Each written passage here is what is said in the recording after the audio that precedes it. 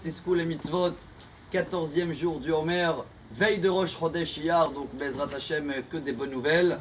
Et aujourd'hui, on va parler justement du silence. Parce qu'on a étudié tout ce Shabbat, le premier chapitre des Maximes des Pères. Comme vous le savez très bien, en ce moment, jusqu'à Shavuot, on a 6 semaines. Et chaque Shabbat, on va lire et j'espère appliquer tous les messages qui ont été indiqués depuis 2000 ans pour améliorer notre trait de caractère. Ça passe avant la Torah.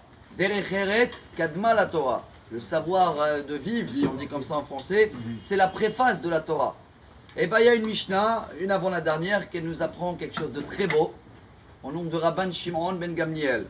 Il dit Kol yamai gadalti ben hachamim velo matzati laguf tov el ashtika.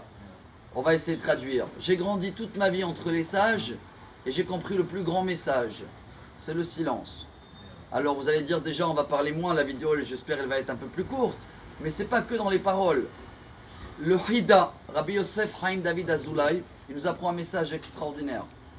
Si ce grand rabbin nous apprend qu'il n'y a pas mieux pour le corps que le silence, ça veut dire que quand on reçoit des épreuves légères, des gens qui nous ont foncé, ils nous ont mal parlé, ils nous ont fait un petit coup, je suis déçu.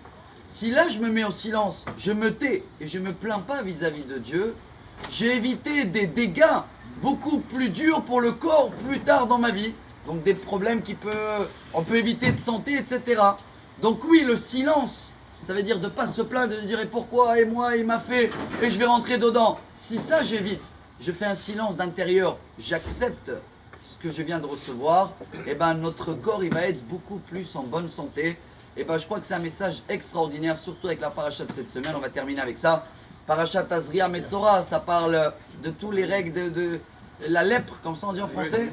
Et elle dit la Gemara, En negaim baim ela be'avon lashon hara. Quand il y a trop des paroles, et ben ça fait des dégâts. Et ben on va terminer avec une phrase extraordinaire de Maharal de Prague. La parole, tant que je ne l'ai pas sortie de ma bouche, c'est moi qui la contrôle. Dès que j'ai sorti la parole de ma bouche, c'est la parole qu'elle me contrôle. Alors que chacun de nous voit améliorer le silence pour Bezrat Hashem avoir très bientôt la sonnette de chauffard avec la nuit de Mashiach.